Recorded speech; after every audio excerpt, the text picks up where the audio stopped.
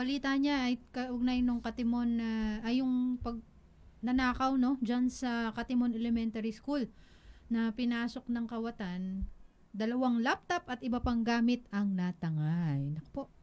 Ang detalye ng balita tinutukan ni Arya Lea diyan sa Barangay Katimon. Arya Lea, pasok. Ayan, magandang tanghali po sa ating mga tagapakinig dito sa bayan ng Gimba at lalong-lalo na po sa mga nakabang sa ating Facebook Live streaming ngayong araw.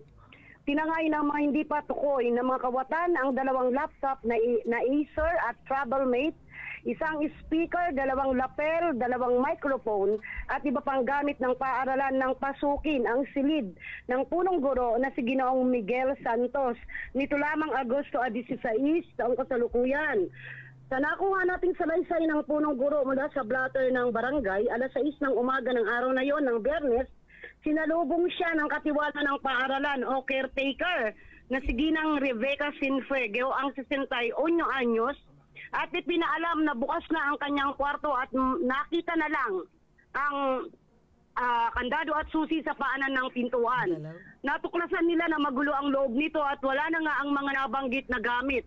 Ngunit isa sa mga hindi kinuha ng mga kawatan ay ang mga tseke na nasa drawer ng punong guro. Nauna na rito kasamang G at kasamang Army, nito lamang August 9.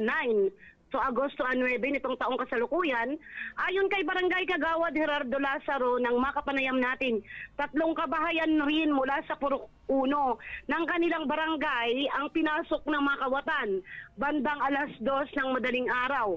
Natangay din ang 3 cellphones, GCash na nagkakahalaga ng 7,000 pesos at humigit kumulang 2,500 pesos na cash ng mag-asawang Des at Paulo Macabali.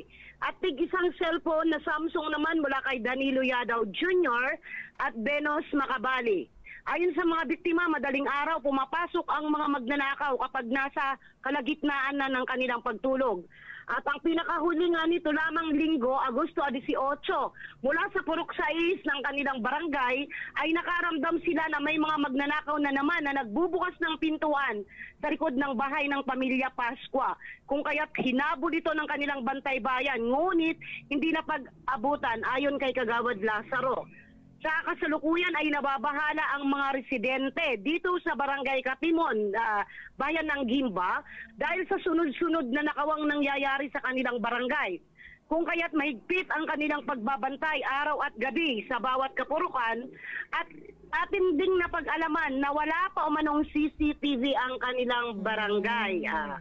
So samantala, kasamang G at kasamang Army, kaugnay na balita na nakawan, meron din tayong nakuha na report mula sa tanggapan ni Cap Judy de la Cruz ng Barangay Santa Veronica hinggil sa naganap na nakawan sa pwesto ni Ginoong Michael Mangdao Natangkop Jr., isang negosyante sa dry goods section na matatagpuan sa loob ng Old Public Market dito sa bayan ng Gimba.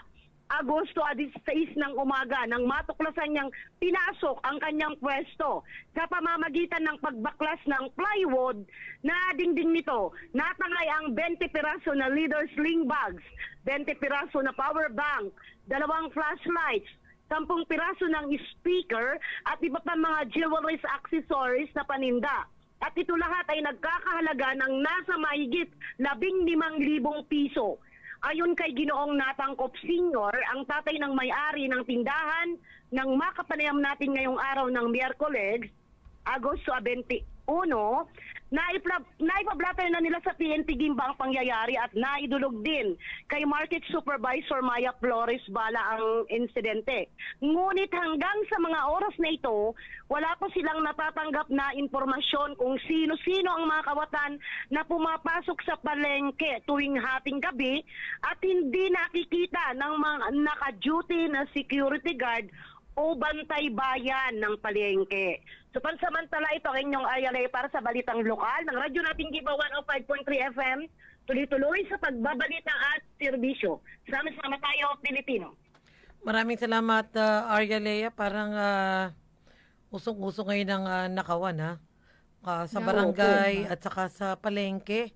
Sabi mo sa barangay Katimon, walang CCTV doon kahit sa mga school, saka sa mga malalaking bahay.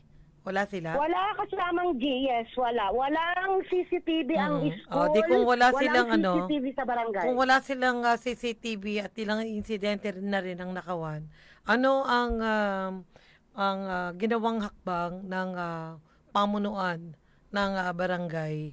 So, kanila bang inactivate yung mga barangay tanod para magbantay yung manpower, Yes, yes. para magbantay sa gabi?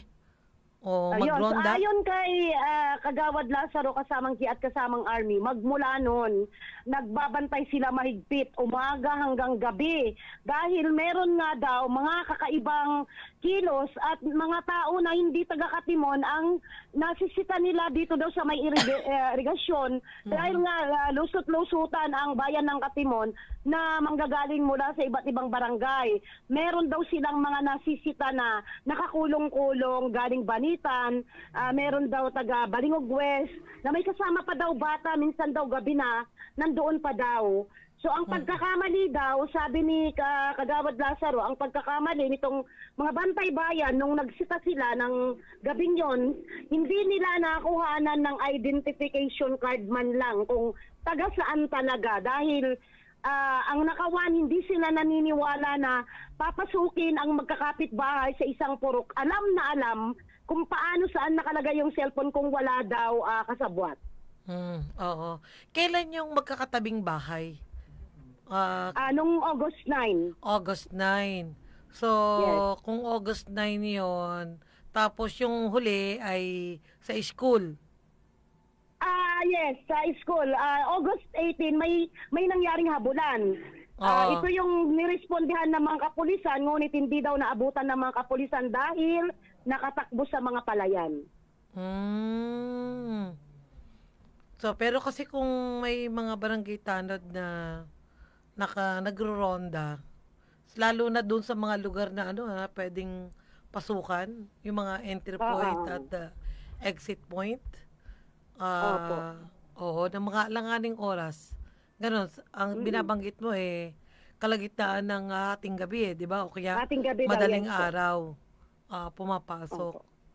So, ayun, siguro. Matanong din natin si Kagawad Lazaro kung mayroon silang kasamang G-curfew.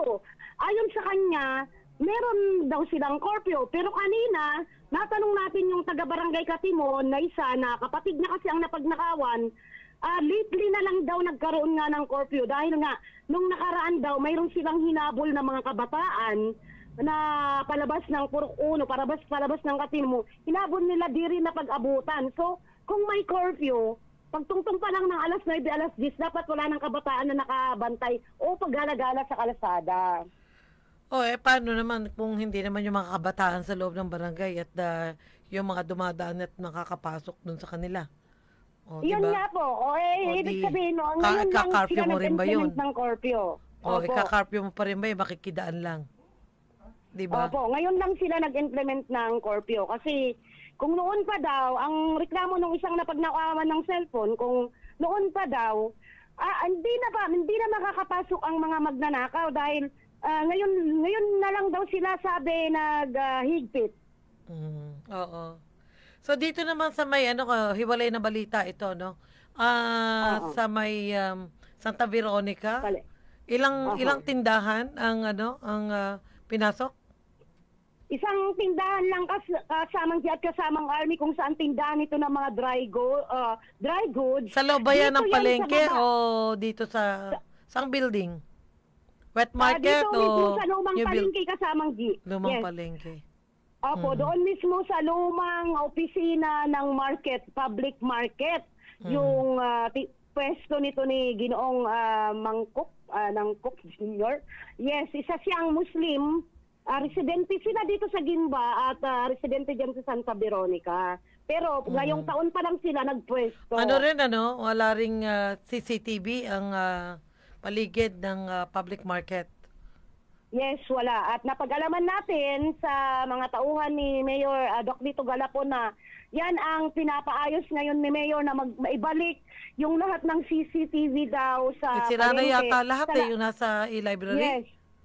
Opo, pati yung dito sa palengke, di na rin gumagana yung doon sa papasok at palabas. Dati meron, ngayon wala na rin kung kaya't yun ang isusunod na proyekto na ipapaayos daw ni Mayor kasi nga, hindi na rin po talaga ligtas, wala na po talagang CCTV. Mhm. Okay. Sige, maraming salamat, Arya Lea. Yes po, maraming salamat din po. Radyo natin.